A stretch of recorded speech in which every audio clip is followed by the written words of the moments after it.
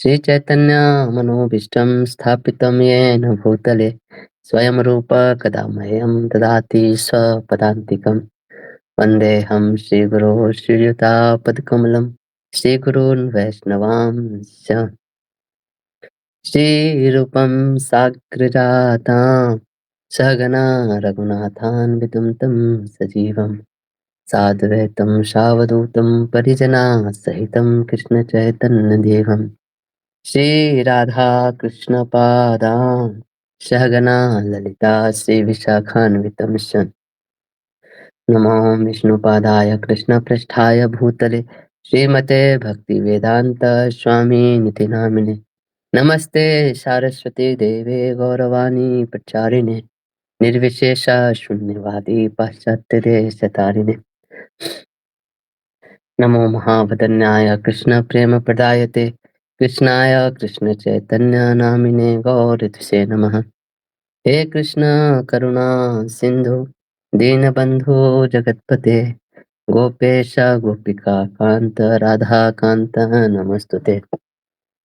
तप्त कांचन गौरांगी श्री राधे वृंदावनेश्वरी वृषभानुसुते देवी प्रणमामि हरिप्रिये।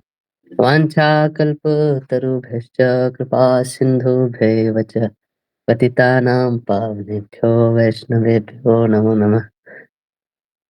जय श्री कृष्ण चैतन्य प्रभु नित्यानंद श्री अद्वैत गदाधर श्रीवासादि गौर भक्तवृंद।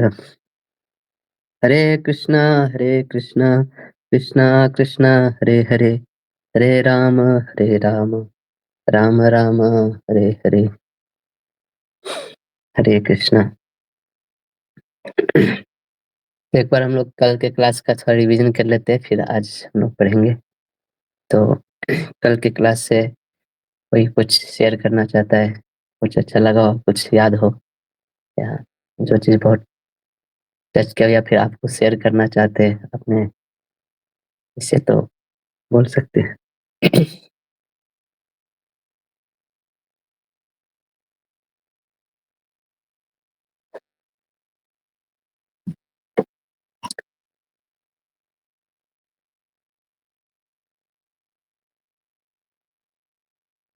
कल हमने ऐसे स्टार्ट किया था कि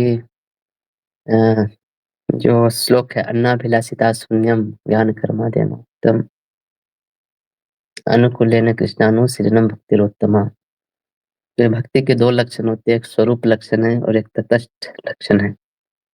स्वरूप लक्षण मतलब उसका इंट्रिंसिक कैरेक्टरिस्टिक्स और तटस्थ लक्षण मतलब एक्सट्रिंसिक कैरेक्टरिस्टिक्स। इंट्रिंसिक मतलब उस चीज से वो बना हुआ है, मतलब वो उसका प्राइमरी डेफिनेशन है। और तटस्थ लक्षण मतलब उसका वो सेकेंडरी लक्षण है। कहने का मतलब ऐसे है ना। तो तो अनुकूलेन कृष्णानुशीलनम ये भक्ति का स्वरूप लक्षण है। फिर और अन्नाभिलाषिता शून्यम ज्ञान कर्माद्यानावृतम ये भक्ति का तटस्थ लक्षण है ना। तो इन दोनों को उस श्लोक में इंक्लूड किया गया है ना। ठीक है। और कुछ, हाँ प्रगति माता जी कुछ बोल रहे थे। हरे कृष्ण हरे कृष्ण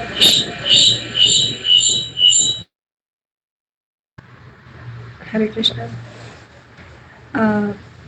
मतलब आपने बोला था ना कि आपको कल की बातें सबसे अच्छी जो चीज़ लगी थी वो शेयर कर सकते हो, तो आपने कल जो डेफिनेशन दिया था ना, वो डेफिनेशन ऑफ लव, टू मतलब to love means to serve and to serve means to please the object of love. तो वो चीज़ बहुत अच्छी लगी कि ultimately we have to do, if we actually love someone then we must please him. Krishna के लिए प्रेम है तो हमें हर चीज़ कृष्णा के प्रेम के लिए करनी चाहिए। यस। तो प्रेम मतलब तस्मय रोजमाना प्रवृत्ति ना। रोजमाना मतलब प्लीजिंग, जो सामने वाले को प्लीजिंग, वैसा प्रवृत्ति होना चाहिए।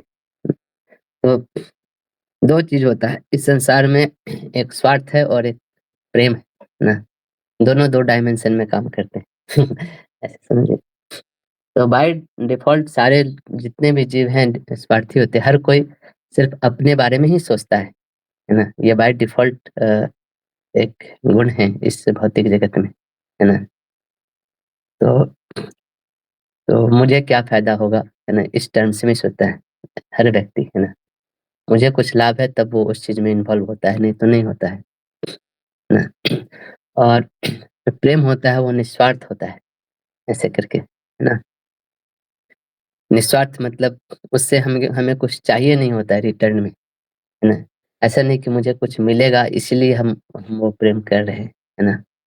अ, कुछ कुछ रिटर्न उसमें नहीं एक्सपेक्टेड होता है, है ना? वो अलग बात है कि हम जब भगवान से प्रेम करते हैं तो ऑटोमेटिकली हम भी प्रसन्न रहते हैं, है ना?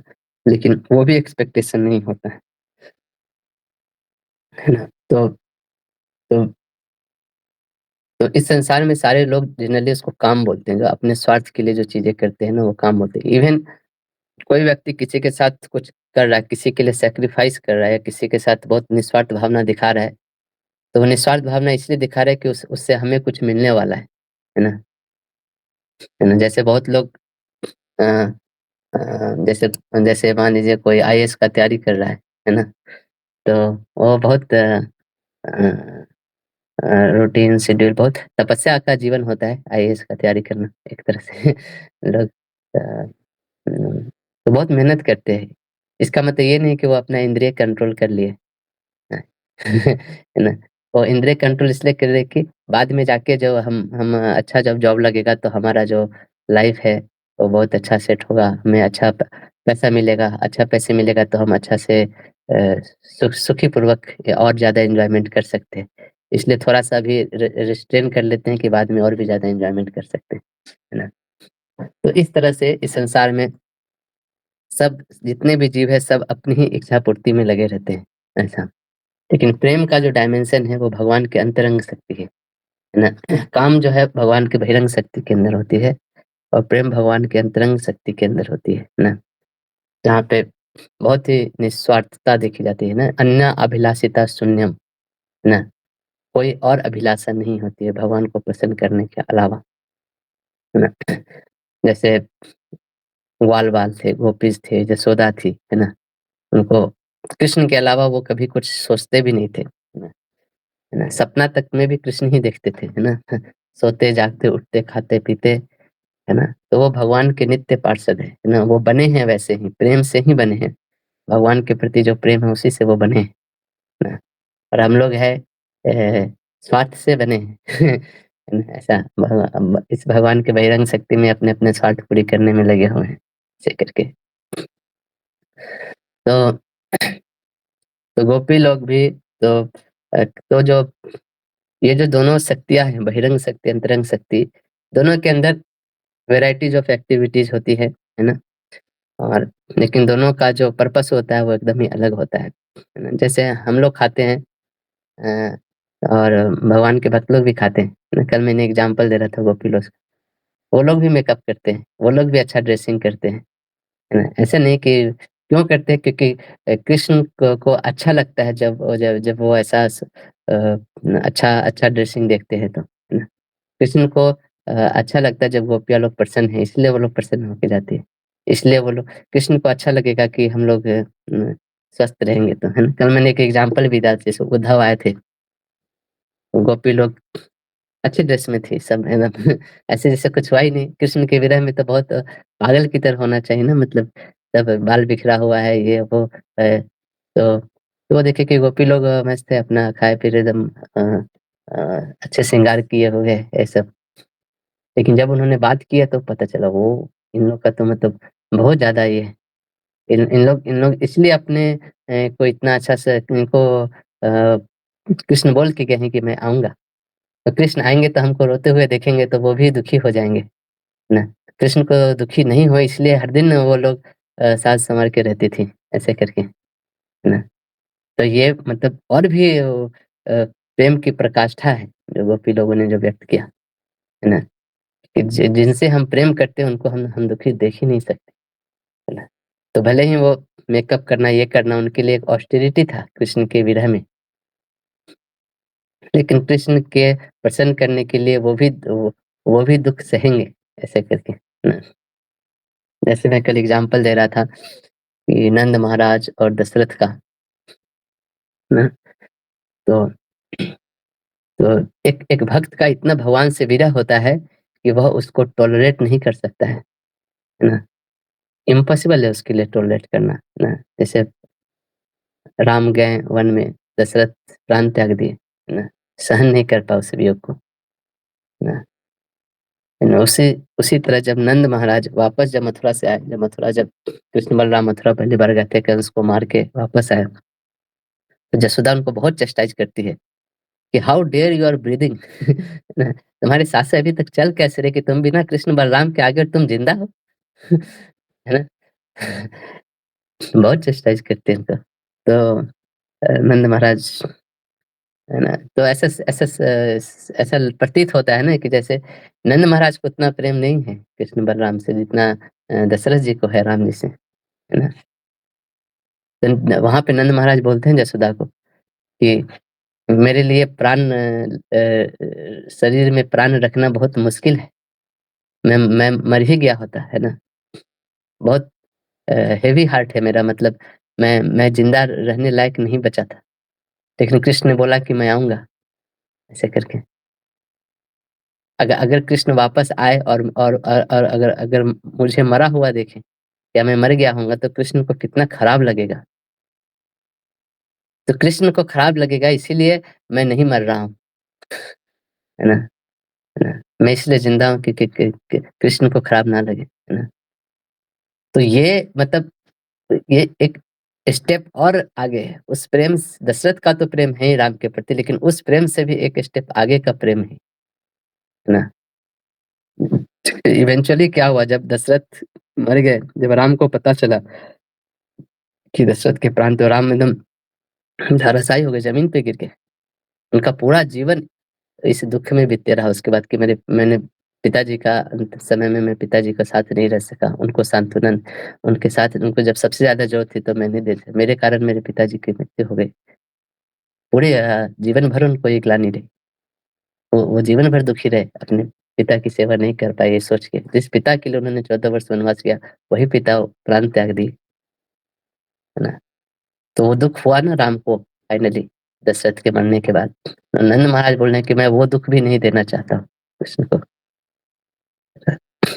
तो व्रज के जो भक्त लोग हैं उनका जो कृष्ण के प्रति प्रेम है वो बहुत अनमोल, अद्वितीय है ना? हाईएस्ट लेवल ऑफ प्रेम वो लोग डेमोंस्ट्रेट करते हैं ना? तो इसलिए उनको बोला अन्याभिलाषिता शून्यम का मतलब ये होता है ना? तो एक तो है प्रेम, प्रेम में अ, जीना, प्रेम में मर जाना, है ना? इतना प्रेम करते हैं कि उसके विरह में मर जाना, ये एक प्रेम की निशानी है। लेकिन इतना प्रेम करना कि उस प्रेम में विरह में जीना, वो उससे भी बड़ा प्रेम की निशानी है ना? जैसे रूप गोस्वामी के बारे में हम लोग पढ़ रहे थे और चैतन्य महाप्रभु उनको बोले जब वो कि अब तुम जाओ यहाँ से वृंदावन, उनको एकदम ही इच्छा नहीं था चैतन्य महाप्रभु को छोड़ के जाने का, है ना? लेकिन ये बड़ा प्रेम है कि चैतन्य महाप्रभु को छोड़ के उनकी सेवा करने के लिए भगवान को भी छोड़ के वृंदावन गए वो, है ना? सोचिए कितना विरह उनको हो रहा होगा। एक-एक क्षण कितना विरह में चैतन्य महाप्रभु है, सब लोग उनके साथ है और वो छोड़ के जा रहे हैं कहाँ? वृंदावन। है ना? ये महानता है व्रज के भक्तों का, ये है आचार्य का मूड ना, कि हम ज़िंदा रहेंगे, ज़िंदा रह के सेवा के लिए ज़िंदा रहेंगे, आपकी सेवा करने के लिए। आपको अगर ये सुख देता है, तो ये बर्डन भी हम सहने के लिए तैयार हैं, है ना?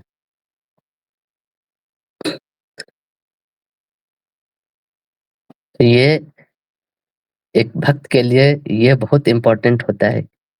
हमको क्या प्लेज़र दे रहा है वो नहीं, भगवान को क्या प्लेज़र दे रहा है ये हमेशा चिंतन रहता है उसका, है ना? प्रभुपाद जब थे वृंदावन में थे, सब कुछ छोड़ के सन्यास लेके वो वृंदावन आ गए। बाय डिफ़ॉल्ट भक्तों को बहुत प्यारा होता है वृंदावन। उस उम्र में वो सब कुछ छोड़ के वृंदावन से ना कितना निकल के 7 समुद्र पार करके वो गए अमेरिका प्रचार करने के लिए। सबको इनको पागल बोला था, पागल पगला गए हैं क्या? मतलब इस समय मरने जा रहे हैं, ऐसे करके। तो उनको कितना खराब लग रहा होगा सोचिए। ऐसा नहीं कि प्रभुपाद को भगवान के प्रति प्रेम नहीं था ना, वृंदावन को छोड़ के वो लिखते भी आगे पेरेंट्स में कि मैं आज इतना सुनापन अकेलापन महसूस कर रहा हूँ। जहाज पे लिखते हैं कि आज जन्माष्टमी है, सब कोई वृंदावन में होगा और मैं वृंदावन से इतना दूर बीच समुद्र में सिर्फ पानी ही पानी है ना। लेकिन भगवान की सेवा करने के लिए भगवान के धाम को भी छोड़ के वो गए, है ना। ये जो प्रेम है ना सिर्फ ब्रज के भक्त लोग ही दिखा सकते हैं, है ना। यहाँ पे अपने अपने एंजॉयमेंट के लिए वो नहीं रह रहे वृंदावन में, कृष्ण के एंजॉयमेंट के लिए रह रहे हैं। और कृष्ण का एंजॉयमेंट क्या ऐसा चीज करे जिससे कृष्ण सबसे ज्यादा प्रसन्न होंगे, वो चीज करते हैं भक्त लोग ना। तो प्रेम में वृंदावन को छोड़ देना, एक है कि प्रेम भगवान कृष्ण से इतना प्रेम करते हैं कि वृंदावन में जाके रहना, ये एक प्रेम का निशानी है। लेकिन इतना प्रेम करना कि उस प्रेम के लिए वृंदावन को भी छोड़ के चले जाना, ये उससे भी बड़ा प्रेम की निशानी है।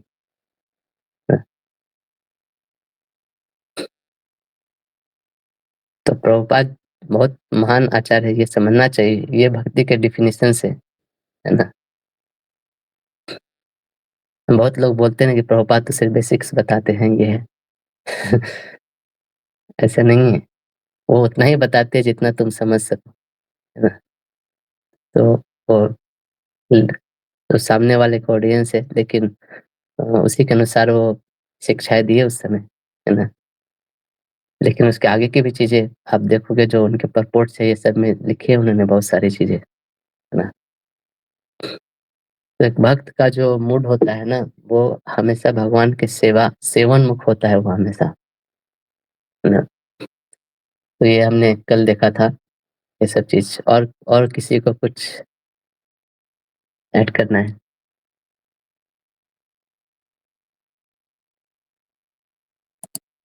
ओके, ठीक है। तो यहाँ पे मैं स्क्रीन शेयर करता हूँ। तो ये श्लोक हम लोग देख रहे थे, अन्ना भले सिता शून्यम ज्ञान कर्माद्य अनावृतम अनुकूलेन कृष्णानुशीलनम भक्तिरुत्तमा। तो यहाँ पे रूप गोस्वामी सबसे पहले भक्ति की परिभाषा बता रहे हैं, है ना? क्योंकि भक्ति एक ऐसा शब्द है है ना, जिसका बहुत सारे अर्थ है ना। व्यक्ति से हर एक व्यक्ति भक्ति का एक अलग अर्थ, है ना, अपने अनुसार बोलते हैं, है ना। मतलब एक अलग अलग सबके मन में एक अलग अलग विचार है भक्ति के बारे में, है ना। जैसे मान लीजिए एक शब्द है प्रेम, है ना। सबको ये शब्द यूज करता है, प्रेम प्यार हो गया हमको, है ना। ना ऐसे बोलते हैं ना, प्यार किया तो डरना क्या तो अलग अलग प्रेम का भी बहुत अलग अलग मतलब है ना। और अलग अलग अंडरस्टैंडिंग है, और एक आदमी का जो अंडरस्टैंडिंग है दूसरे आदमी के अंडरस्टैंडिंग से अलग भी होता है ना। तो उसी तरह भक्ति भी है ना, भक्ति भी एक मतलब एक कॉमन वर्ड है जो स्क्रिप्चर्स में शास्त्रों में यूज होता है ना। तो रूप गोस्वामी भी जब भक्ति शब्द यूज करने जा रहे हैं, तो उस भक्ति शब्द को पहले वो बताना चाहते हैं कि वो क्या समझते हैं इस भक्ति के द्वारा, भक्ति शब्द के द्वारा, है ना। वो अपना मीनिंग यहाँ पे पहले क्लियर कर देना चाहते हैं, कि कोई मतलब मिसअंडरस्टैंडिंग नहीं रहे लोगों के बीच में, है ना। क्योंकि हर लोगों का अपना अपना एक मीनिंग है भक्ति शब्द, मतलब वो बहुत व्यापक शब्द है अपने आप में, है ना। अगर अगर वो पूरा कुछ लिख रहे भक्ति के बारे में और कोई लोग उसका अलग ही मीनिंग समझे, तो वो पूरा मतलब क्या बोलेंगे, मिसमैच हो जाएगा मतलब है ना। तो फिर वो जिस पर्पज से वो लिख रहे हैं फिर वो फुलफिल ही नहीं होगा, लोग उसका अलग मीनिंग समझेंगे अपने हिसाब से, है ना, है ना। सबके पास अलग अलग एक कंसेप्ट है भक्ति को लेके, है ना।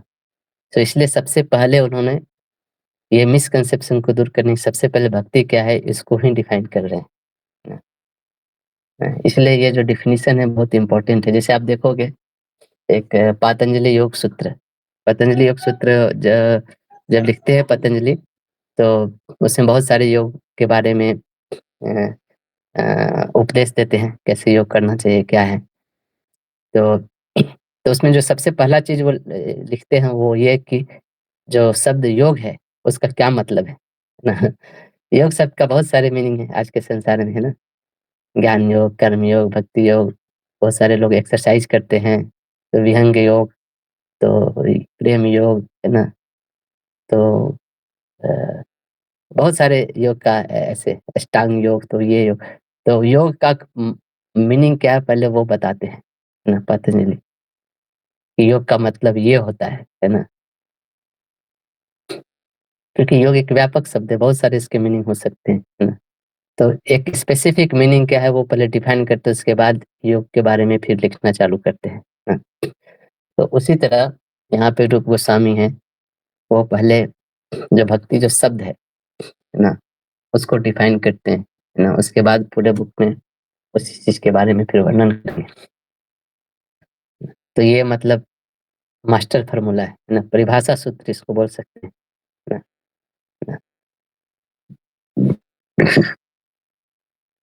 ठीक है, तो यहाँ पे जो शब्द है, अब देखो वो शीलनम, शीलनम शब्द है जो कि वर्ब है, इसका क्रिया शब्द है। तो संस्कृत भाषा में ना सबसे, संस्कृत भाषा में कोई भी भाषा में सबसे इम्पोर्टेंट वर्ड होता है ना, वो क्रिया होता है ना। तो शीलनम शब्द का क्या अर्थ होता है ना?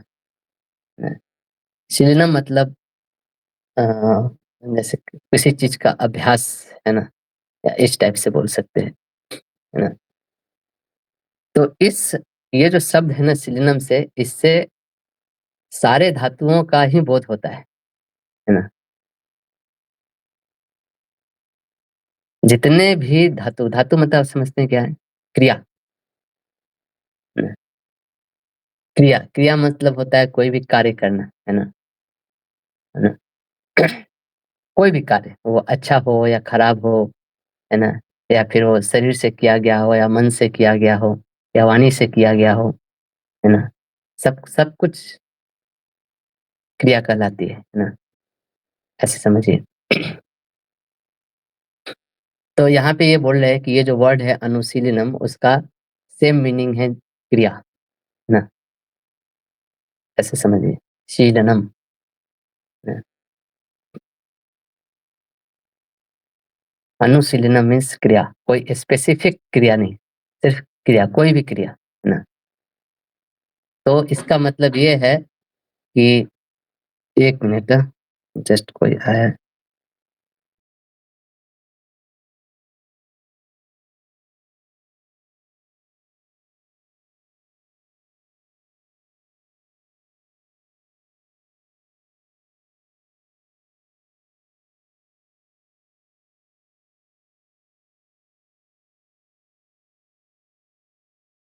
हरे कृष्ण, आवाज आ रही है? जी प्रभु जी। ओके, ठीक है। तो यहाँ पे जो अनुशीलन शब्द है ना, उसका क्रिया, क्रिया मीन्स कोई भी तरह के एक्शन ना, ये कोई स्पेसिफिक एक्शन ही नहीं, कोई भी एक्शन, है ना। तो भक्ति क्या है?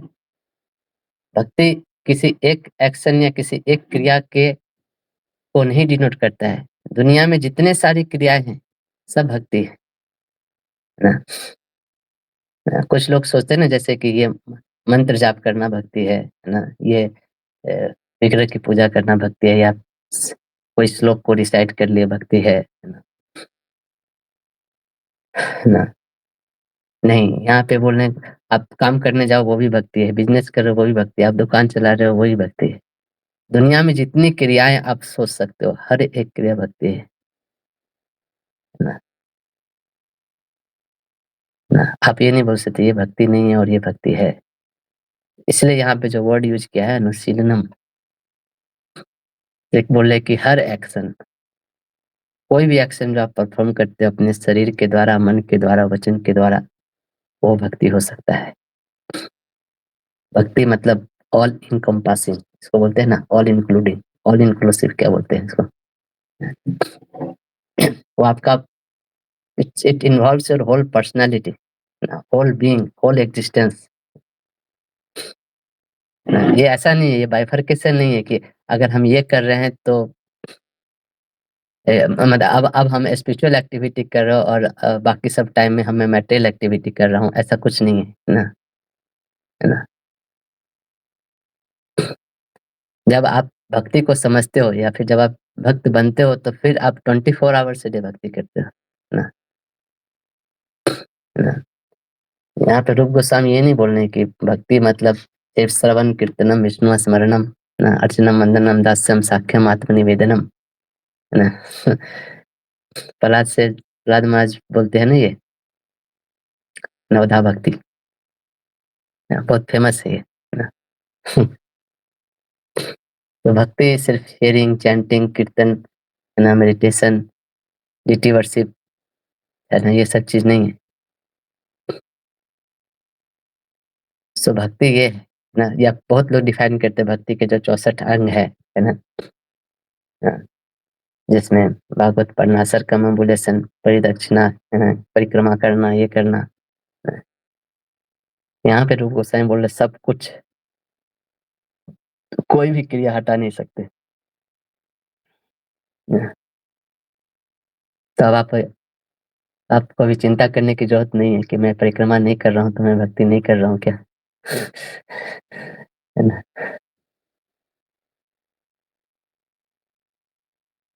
तो एवरी एक्शन कैन बी भक्ति, है ना?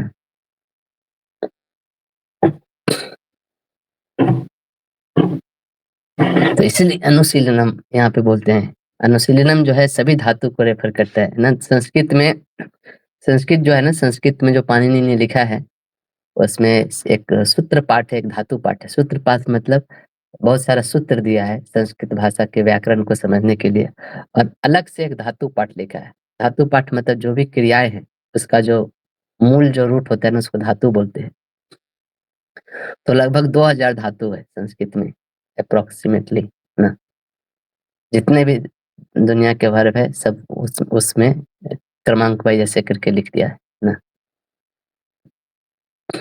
तो जितने भी एक्शंस है दुनिया के इन्हीं इन्हीं इन्हीं रूट से आती है, इन्हीं धातुओं से आती है ना। सो यहाँ जो अनुशीलम वर्ड है मैं ये बता रहा हूँ कि अनुशीलम वर्ड सारे धातुओं को ही यहाँ पे रेफर कर रहा है, यानी कि दुनिया के सारे एक्टिविटीज को रेफर कर रहा है ना, दुनिया की हर एक एक्टिविटी।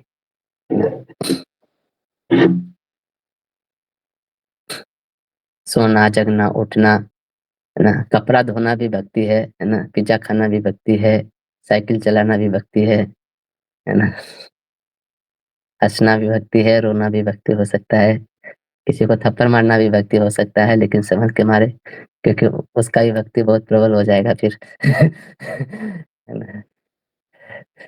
तो किसी को दया की भावना दिखाना ही भक्ति है, और तीर धनुष उठा के किसी को मारना भी भक्ति है। कहने का मतलब ये है ना, दुनिया के हर एक्शन भक्ति में काउंट हो सकते हैं। है ना? अर्जुन युद्ध भूमि में जाके ना अलग अलग अस्त्र शस्त्र, ब्रह्मास्त्र, नागास्त्र, वायुवास्त्र, अग्नियास्त्र, धाए धाए करोड़ों की संख्या में सबको मारे जा रहे हैं।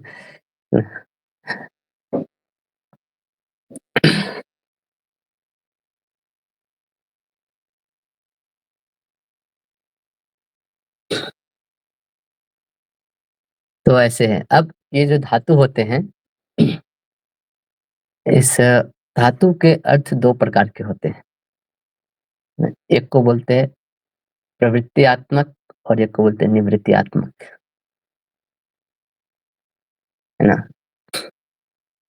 तो जैसे जी, टोटल 2000। हरे कृष्णा, हाँ कुछ बोल रहे हैं? स्क्रीन शेयर नहीं है प्रभु जी।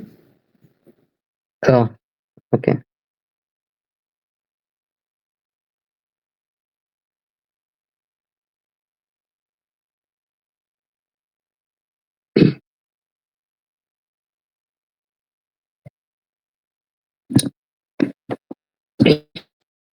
तो धातु जो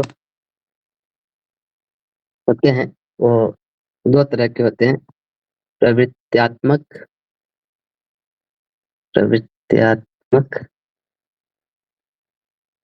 और दूसरा होते निवृत्त्यात्मक। ये सब संस्कृत टर्म्स है, मैं इसका मीनिंग समझाता हूँ, है ना। जैसे टोटल 2000 धातु होते हैं मान लीजिए, है ना, संस्कृत में, है ना। और इन धातुओं के बहुत सारे मतलब होते हैं, है ना। मतलब एक ही धातु के दो दो मतलब भी हो सकते हैं, तीन तीन मतलब भी हो सकते हैं, है ना, है ना। तो इन सब धातुओं को उन्होंने पाणिनि ने 10 ग्रुप में डिवाइड किया है ना। इसको गण बोलते हैं संस्कृत की भाषा में, है ना। जैसे भवादि गण, चूड़ादि गण, है ना। ऐसे प्रगति माता जी को पूछेगा, उनको पता होगा ये सब चीजें, है ना। तो भवादि गण मतलब भू, भू धातु है, उससे जो वो जो भू धातु जिस गण में है उसको भवादि गण बोलते हैं। मतलब भू से चालू हुआ है, भू से ही अ, भू सत्तायाम, भू से मतलब होता है टू एग्जिस्ट, किसी चीज को सत्ता को बोलते हैं भू, है ना। और इसी से जो जो भाव जो शब्द आया इसी धातु से आया है, भावना। तो एग्जिस्ट, वो भाव जो एग्जिस्ट करता है ना। भू धातु जो फर्स्ट है वो लिस्ट में, उसी के नाम पे भवादि गण पड़ गया, ऐसे करके होता है ना। उसी से भाव शब्द आया है। सो जितने भी रूट्स है, जितने भी धातु हैं, है ना, उन सब का अलग अलग मीनिंग होता है। और उन मीनिंग को, उस धातुओं के मीनिंग को दो पार्ट में डिवाइड कर सकते हैं, प्रवृत्त्यात्मक और निवृत्त्यात्मक। प्रवृत्त्यात्मक और निवृत्त्यात्मक मतलब, प्रवृत्त्यात्मक मतलब एक्टिव चीजें जो हैं, और निवृत्त्यात्मक मतलब समझिए पैसिव मीनिंग जो है ना? तो प्रवृत्त्यात्मक का मतलब होता है चेष्टा रूप, जिसमें, है ना, काया वांग मानसीय, काया वांग मानसीय चेष्टा रूप, है ना, एक्टिव कल्टीवेशन। जैसे पूजा करना, अर्चना करना, वंदन करना, प्रैक्टिस करना, सेवा करना, है ना, ये सारी चीजें है इसमें एक्टिव है। और निवृत्त्यात्मक धातु के अर्थ मतलब जैसे भाव रूप में जो होते हैं, जैसे प्रीति, विषाद, है ना, शोक, है ना, प्रमोद, है ना। ये जो इमोशंस जो होते हैं, इमोशंस सॉरो, ये सब जो होते हैं वो इनएक्टिव पैसिव चीजें सब है ना। तो बोल रहे हैं ये दोनों चीज ही इंक्लूडेड है भक्ति में। सिर्फ ये नहीं बोल सकते हैं कि सिर्फ एक्टिव वाले इंक्लूडेड है, पैसिव वाले नहीं।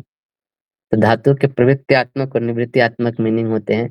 तो जैसे साधना भक्ति के लेवल पे प्रवृत्त्यात्मक चीजें ज्यादा होती है ना, और भाव भक्ति के लेवल पे जो, भाव और प्रेम भक्ति के लेवल पे जो इमोशंस होते हैं वो सब भी इंक्लूडेड है, वो सब भी भक्ति के अंग है, कहने का मतलब ये है ना। तो एक जो शब्द उन्होंने लिखा है सीडनम, उस एक शब्द से दुनिया के सारी क्रियाएं उन्होंने ले लिया है। और सारे ये भक्ति के हर लेवल पे अप्लाई हो रहा है, साधना भक्ति हो, भाव भक्ति हो, प्रेम भक्ति हो, सब जगह, है ना। सो दोनों ही इंक्लूडेड है इसमें, है ना। तो कोई लोग ये बोलते हैं कि अच्छा इन दोनों के अलावा भी तो कुछ मीनिंग है, उसका क्या, ना। जहाँ पे ना प्रवृत्तियात्मक हो, ना निवृत्तियात्मक हो, है ना। ऐसा भी कुछ चीज होता है जहाँ पे किसी चीज के अभाव को कोई चीज दर्शाता है ना। अभाव रूप भी धातु होते हैं, उनका क्या। तो बोलते हैं कि हाँ वो जो भक्ति में जो वो जो सेवा अपराध, नाम अपराध, है ना, वो सब जो आते हैं ना, उन चीज का अभाव भी इसमें इंक्लूडेड है, ऐसे करके, है ना। तो ये भी इंक्लूडेड है ना। सेवा अपराध, नाम अपराध, इसको नहीं करना, ये सभी भक्ति का अंग है।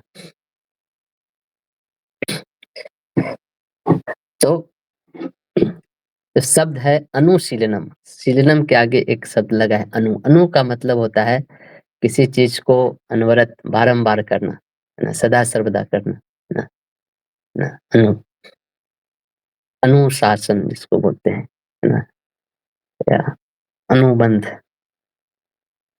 तो अनुशीलन ना, बार बार करना किसी चीज को, तो यहाँ अनुशीलनम। तो ये जो भक्ति के जो चीजें हैं, है ना, उसको बार बार करने, जो भी क्रिया है उसको बार बार करने, है ना, की चीज को भक्ति बोल रहे हैं, है ना। तो वो बार बार कैसा होना चाहिए, है ना, अनुकूल्यन कृष्णा अनुशीलनम, है ना, उस चीज को देखें तो कृष्णा अनुशीलनम में, अब यहाँ पे वर्ड आ गया कृष्णा अनुशीलनम, हो गया कृष्णानुशीलनम, है ना। तो अब कृष्णानुशीलन में कृष्ण वर्ड का शब्द का यूज हुआ है ना? तो बोलने की क्या कृष्ण का ही अनुशीलन करना सिर्फ भक्ति है? ऐसे कोई प्रश्न उठा सकता है, क्योंकि आप अगर डिफाइन कर रहे हैं, तो क्या कोई अगर राम जी का अनुशीलन कर रहा है तो भक्ति नहीं है? तो बोले नहीं, कृष्ण सबसे सारे भगवत तत्व का ही निरूपण है, ऐसा समझना चाहिए, है ना? ये कृष्ण, लेकिन कृष्ण शब्द क्यों बोला गया है? क्योंकि ये जो ग्रंथ लिख रहे हैं, है ना, उसमें किनका प्रतिपादन हो रहा है? तो भगवान कृष्ण का प्रतिपादन हो रहा है। कृष्ण तो इसलिए यहाँ पे कृष्ण शब्द यूज किए हैं उन्होंने, लेकिन कृष्ण शब्द से सारे जो है नारायण है, राम है, नरसिंह है, वराह है, सारे भगवानों का ही उपलक्षण हो रहा है, कहने का मतलब ये है ना? तो कोई कोई रामानुशीलनम है, वो भी भक्ति है ना? कोई वराहानुशीलनम शीलनम है, तो वो भी भक्ति है, कहने का मतलब, है ना? लेकिन हालाँकि ये कृष्ण ही इस के क्या बोलते हैं, विषय वस्तु हैं, इसलिए उन्होंने कृष्ण शब्द का यहाँ पे यूज़ किया है, ऐसे करके, है ना? तो जिसका अनुशीलन होगा, उसकी उसकी भक्ति प्राप्त होगी, है ना? इसीलिए भक्ति शब्द में उन्होंने ये नहीं लगाया कृष्ण भक्ति तमा, वहाँ पे सिर्फ भक्ति लगाया है ना? तो जिसका अनुशीलन होगा उसकी भक्ति की प्राप्ति होगी, है ना? तो तो कृष्ण के लिए अनुशीलन, है ना? कृष्ण के लिए अनुशीलन से एक ये भी समझना चाहिए कि कृष्ण से संबंध मात्र, यानी कि कृष्ण से जो संबंधित है, उसका भी अनुशीलन भक्ति ही कहलाएगा, है ना? जैसे कोई कोई मान लीजिए गुरु गुरु पादाश्रय ले रहा है ना? गुरु की सेवा कर रहा है, तो वो भी कृष्ण से संबंधित है, इसलिए गुरु की सेवा भी भक्ति ही में काउंट होगी, है ना? है ना?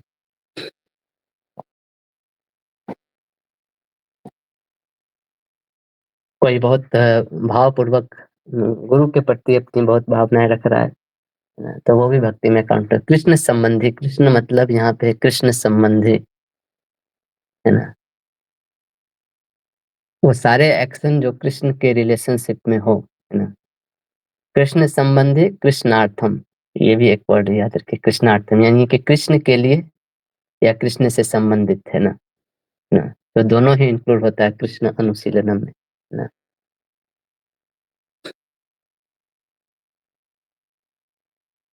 तो वो सब इंक्लूडेड है।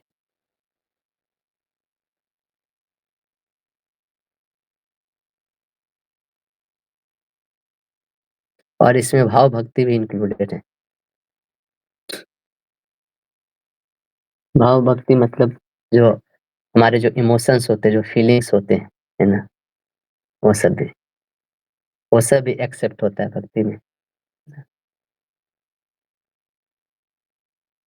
कोई बोला है कि उसमें क्या एफर्ट लगता है? मतलब भाव तो मतलब अपने आप जनरेट होता है ना, मतलब जैसे किसी चीज़ को देख के हम डर गए, तो अपने आप जो शरीर के रोए होते हैं वो खड़े हो जाते हैं ना, इसमें कुछ एफर्ट थोड़े लग रहा है ना? ये बोलते हैं ना, हेयर स्टैंड ऑन एंड, ना आप कुछ करते नहीं उसमें, वो आप अपने आप, आपको दुःख होता है तो आँसू अपने आप निकल जाता है आँखों से। वहाँ पे कोई आप एक्शन थोड़ी परफॉर्म कर रहे हैं। वो तो मतलब सिंपली जो आपके आपके जो हृदय में कुछ इमोशंस है, कुछ फीलिंग्स है, उसके कारण वो शरीर पे वो चेंजेस देखने को मिल रहा है ना। जैसे शरीर क्या चीज़ से बनाता है? 5 एलिमेंट से, एक तरह से देखेंगे, earth, water, fire, air and ether, ना। तो हमारे शरीर में जो भी इमोशंस होते हैं, जो भी फीलिंग्स होते हैं, उन उन फीलिंग्स से ये पाँचों जो एलिमेंट है वो डिस्टर्ब होते हैं, और जब वो डिस्टर्ब होते हैं तो वो इस तरह से निकलते, कभी आँखों से आँसू की तरह, कभी शरीर से पसीने की तरह, ना। ना जब जब एयर एलिमेंट डिस्टर्ब होता है तो हमारा जो बाल है वो खड़े हो जाते हैं, ऐसे ऐसे, ना। या फिर आप काँपने लगते हैं, ऐसे। जब फायर एलिमेंट डिस्टर्ब होता है तो आपका बॉडी बहुत गर्म हो जाता है ना, ऐसे। बहुत सेपरेशन जब फील होता है, विरह, तो वो फीवर जैसा होता है ना, क्या बोलते हैं उसको, फीवरिश ऐसा फीलिंग होता है ना, आपका फायर एलिमेंट डिस्टर्ब हो जाता है। जब आपका अर्थ एलिमेंट डिस्टर्ब होता है, आप एकदम अचंभित, स्टन्ड हो जाते हो ना, ऐसा लगता है कि आपका शरीर का कोई अंग मतलब हिल नहीं रहा है। अब आप कोशिश कर रहे हो हिलाने का, लेकिन हिलने स्टैटिक हो जाता है ऐसा, आप हिल-डुल नहीं सकते, ना स्टैच्यू की तरह हो जाते हो। सो ये बोले ये सारी चीज़ें भक्ति में इंक्लूडेड है ना। तो वो जो हम लोग जो पढ़े थे ना, स्थायी भाव, व्यभिचारी भाव, वो सब इसमें इंक्लूडेड है ना। क्रिया शब्द से ये सब चीज़ का भी बोध होता है, कहने का मतलब ये।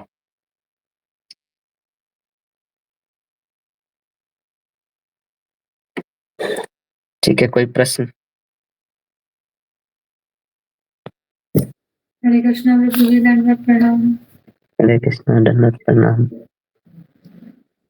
प्रभु जी, एक प्रश्न ये था कि जैसे आपने बताया कि जो भी हम कार्य करते हैं, जो भी क्रिया करते हैं, वो सभी भक्ति में आता है। मतलब जितनी भी सारी क्रियाएं पॉसिबल हैं, वो सब भक्ति में आता है। It's all inclusive. जैसे श्री रूप गोस्वामी और सनातन गोस्वामी के केस में हम देखते हैं कि जब वो हुसैन शाह के यहाँ पर नौकरी कर रहे होते हैं, तो फिर वो ऐसा प्रे क्यों करते हैं कि हमें वहां से निकाल के भक्ति में ले आइए, हमें वहां से निकाल लीजिए, अपने चरणों में ले आइए। मतलब वो भी तो भक्ति है ना, और वो तो इतने एडवांस है कि वो तो हर चीज को भक्ति वो कॉन्शियसनेस रख के वो कर सकते हैं, वो कर रहे होंगे, पर ऐसा फिर दिखाया क्यों गया है? सुंदर प्रश्न है। एक साधक के जीवन में ये बहुत इम्पोर्टेंट प्रश्न है ना, कि अगर सब कुछ भक्ति है तो फिर हम इतना डिस्टिंग्विश क्यों करते हैं एक्शंस को लेके, है ना। तो कृष्णानुशीलम भक्तिरुत्तमा, तो हर चीज भक्ति होती है, लेकिन हमारे लेवल पे हमें कैसे सोचना चाहिए कि जो चीज हमको, मतलब ये जो डिफिनीशन बता रहे हैं ना, वो हर व्यक्ति के लिए बता रहे हैं, लेकिन हर व्यक्ति का फिर एक एक पर्टिकुलर एक भाव होता है, या फिर एक पर्टिकुलर चीजें होते हैं जिससे वो अपने आप को ज्यादा रिलेट कर पाता है कृष्ण से, है ना। जैसे मान लीजिए कि कोई आदमी प्रसाद बना के कृष्ण को प्रसन्न कर रहा है, तो यहाँ पे बोल रहे हैं प्रसाद बनाना भी भक्ति है। कोई बोल रहा है कि मैं बुक डिस्ट्रीब्यूशन करता हूँ, तो बोले बुक डिस्ट्रीब्यूशन भी भक्ति है ना। तो बुक डिस्ट्रीब्यूशन करने वाला व्यक्ति को ये नहीं लगना चाहिए कि जो प्रसाद बना रहा है वो भक्ति नहीं कर रहा है, समझ रहे हैं? या प्रसाद बनाने वाले भक्ति इसको नहीं लगना चाहिए कि एक्चुअली डीटी सेवा तो मैं कर रहा हूँ, बुक डिस्ट्रीब्यूशन कहाँ से भक्ति हो गया, है ना। वो कौन सा चीज हो गया, तो किताब बेच रहा है ना। तो इस चीज को क्लेरिफाई करने के लिए यहाँ पे रूप गोस्वामी का लिखने का ये है कि दुनिया के कोई भी एक्शंस भक्ति हो सकते हैं, अगर वो इस डिफिनीशन में फिट होते हैं, कृष्णा अनुशीलनम वाले डिफिनीशन में फिट होते हैं, तब, है ना। उसके बावजूद भी जो भक्ति में जो भाव रूप भक्ति और प्रेम रूप भक्ति, उसमें अपने-अपने भाव की प्रधानता है लोगों की। उसमें से कौन सी क्रिया आप करना ज़्यादा अ ज़्यादा पसंद, क्या बोलते हैं? आप आपको ज़्यादा अ, आइडेंटिफ़ाई कर पाते हैं अपने आप को भगवान से, वो क्रिया करके, है ना? जैसे मान लीजिए कोई व्यक्ति शुरू-शुरू में आता है, उसको अगर बोला जाए कि अ, जैसे एक एक व्यक्ति थे, वो मंदिर में ब्रह्मचारी बन गए, आईआईटी थे वो। तो मंदिर में ब्रह्मचारी बन गए, तो उनका सेवा दिया कि हर दिन सुबह उठ के मंदिर में पोछा लगाना है, झाड़ू पोछा करना है। झाड़ू पोछा करने में सुबह मतलब 1 घंटा जाता था। तो एक दिन उनके माँ ने कॉल किया सुबह-सुबह, "बेटा क्या कर रहे हो?" तो बोला कि माँ पोछा मार रहा हूँ मैं तो। बोले क्या? तुमको इतना पढ़ाया-लिखा है, तुम पोछा मार रहे हो? ऐसे करके, है ना? तो पोछा मारने के लिए पढ़ाया था तुमको? तो वो नहीं समझ पा रहे ना कि पोछा मारना भी भक्ति है ना। या किसी व्यक्ति को हो सकता है खराब लग सकता है कि ये ये क्या है, ये वो सूट नहीं करता है ना। तो इसलिए जब शुरू-शुरू में जो भक्त लोग आते हैं, उनको हम लोग जिस चीज़ से वो भगवान से ज़्यादा, जैसे उनको बोलते हैं भगवान का जो ड्यूटी प्लेट है वो वॉशिंग कर सकते हैं। भगवान के लिए कुछ कुकिंग या कुछ जो डायरेक्ट भगवान के लिए कुछ माला बना देना, कुछ ड्रेसिंग कर देना, क्योंकि इन इन चीज़ों से वो ज़्यादा आइडेंटिफ़ाई कर पाते हैं कि उनको लगता है ये भक्ति है। लेकिन उनको बोला जाए डस्टबिन साफ करना है तुमको हर दिन आके, वो 2 दिन आएगा, तीसरे दिन बोलेगा प्रभु जी मेरे को थोड़ा सर दर्द कर रहा है, मैं आज आ नहीं पाऊँगा। ऐसे है ना? उसका गायब ही हो जाएगा वो, है ना? तो इस चीज़ को क्लैरिफ़ाई करने के लिए वहाँ लिख रहे हैं। और जो हमारे आचार्य लोग होते हैं वो किसी भी चीज़, कोई भी चीज़ वो कर रहे होते हैं ना 24 घंटा में, तो वो भक्ति ही कर रहे होते हैं, हमें ऐसा समझना चाहिए। लेकिन तो भी वो ये समझते हैं कि नीड ऑफ द आवर क्या है ना? है ना? उसके अनुसार जो जो भगवान को सबसे ज़्यादा अभी क्या प्रसन्न कर सकता है, वो कार्य हम करना ज़्यादा प्रेफ़र करते हो, ऐसा ऐसा सोच के ना। तो वो वहाँ रह के भी वो हमेशा क भगवान के बारे में ही चिंतन कर रहे हैं, है ना? इनफैक्ट उन्होंने जो पैसा कमाया था वो सब पैसा स उनका यूज़ हुआ भक्ति करने के लिए ही ना, अपने फैमिली को सेटल किया। सनातन गोस्वामी ने 10,000 मोहर दे के वहाँ जेल से निकल के गए, है ना? तो वो सारी चीज़ भक्ति में ही था, क्योंकि भक्ति के विषयक चीज़ों में ही यूज़ है। उन्होंने पूरा राम के लिए में वृंदावन बनाया, जो भी भक्त लोग थे, वैष्णव लोग थे, उनको वो सारे धन बाँट दिए उन्होंने वहाँ पे, है ना? तो वो भी एक भक्ति ही था, लेकिन जनरल लोग को अगर ये बोला जाए कि ये भक्ति है, जनरल लोग इसको इमिटेट करने लगे कि मैं भी ऐसे करूँगा, तो शायद वो नहीं कर पाएँ, है ना? तो इसलिए शुरू-शुरू में जब हम आते हैं, तो रूप गोस्वामी आगे चल के साधना भक्ति के 64 अंग बताएँगे। कि शुरू-शुरू में आप लोग ये करो, ये 64 अंग बहुत पोटेंशियल है इसमें आपके ग्रो करने के लिए, साधन भक्ति में ग्रो करने के लिए। जब आप एक बार बड़े हो जाते हो, तब आप वो सब चीज़ें भी उस चेतना में कर सकते हो, है ना? है ना? तो हम अभी अगर साधक लेवल पे हैं, तो हमारी नीड ऑफ द आवर क्या है, उसके अनुसार हमें अभी करनी चाहिए, है ना? लेकिन जब रूप गोस्वामी यहाँ पे भक्ति को डिफाइन कर रहे हैं, तो एक एक स वो डेफिनिशन तो मतलब सार्वकालिक और सार्वदेशिक होना चाहिए ना, कहने का मतलब ये है। तो उस वे में वो बोल रहे हैं कि सारी क्रियाएँ ही भक्ति हो सकती है। जैसे आपको एक कहानी सुना था, याद है? एक शिव संप्रदाय में एक आचार्य हुए, जिन्होंने डाकू जो पहले डाकू थे, उनको एक वैष्णवी से शादी करना था, तो उन्होंने बोला कि तुम सारे वैष्णव लोग को 1 साल तक भोजन कराओ। तो भोजन कराते-कराते वो वैष्णव बन गए। वैष्णव सेवा का असर ऐसा हुआ। फिर बहुत सारे डाकू लोग थे।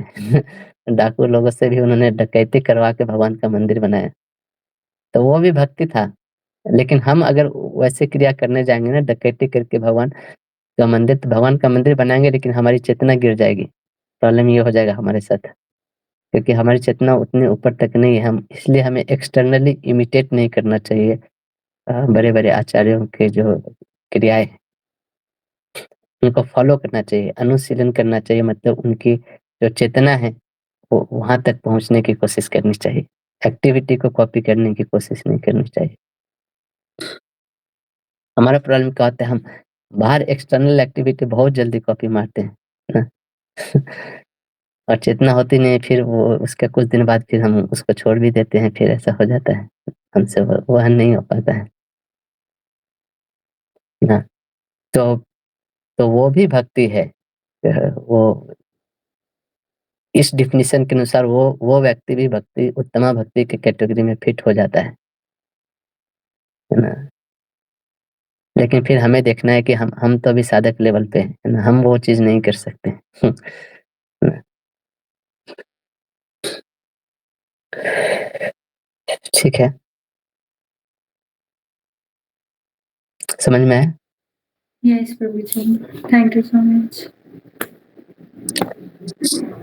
ठीक है। प्रभुजी एक और क्वेश्चन था छोटा-सा कि आपने एक लाइन बोला था कि गुरु पादाश्रय भी मतलब जो भगवान कृष्ण से संबंधित है, वो भी कृष्णानुशीलनम में आता है, भक्ति में आता है। तो जैसे गुरु हुँ, पादाश्रय, गुरु भक्ति हुँ, करना, वैष्णव हुँ, का सेवा मतलब ये सब हुँ, भी उसमें आ जाता है। तो हुँ, कुछ लोग ऐसा बोलते हैं कि